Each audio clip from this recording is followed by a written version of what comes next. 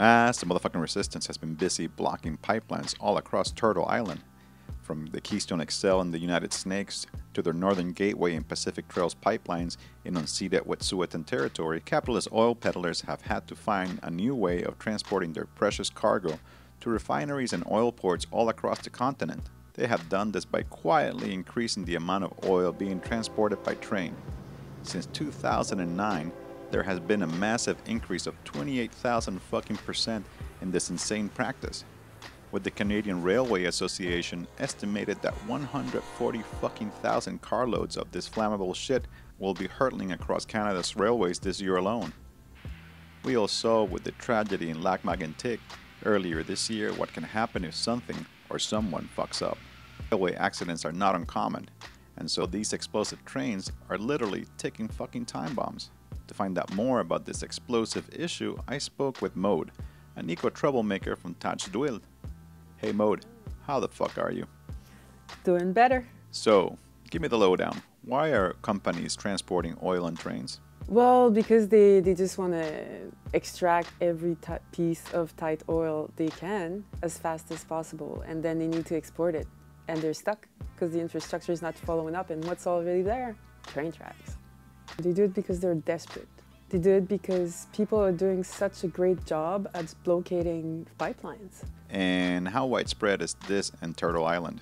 Turtle Island is crossed by many, many railroads, which have been the backbones of colonization of the place in many regards. Train tracks cross a whole bunch of cities, highly dense populated places.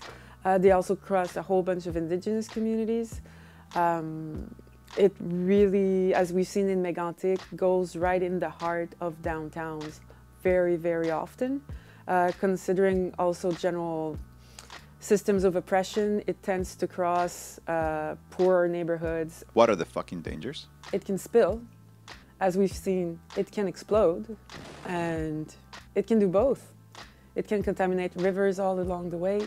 It can contaminate the air. It does contaminate the air at terminals, like kind of upstream terminal and downstream terminal, and all the other infrastructures involved also have their own risks involved in the train transport of petrol. It also allows the expansion of really bad plants, like the tar sands.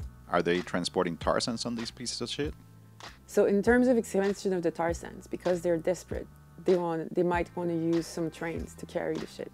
In terms of new projects, we know they want to build more terminals. There's different kinds of terminals. Some terminals are to put the shit in the train. Those are the upstream terminals.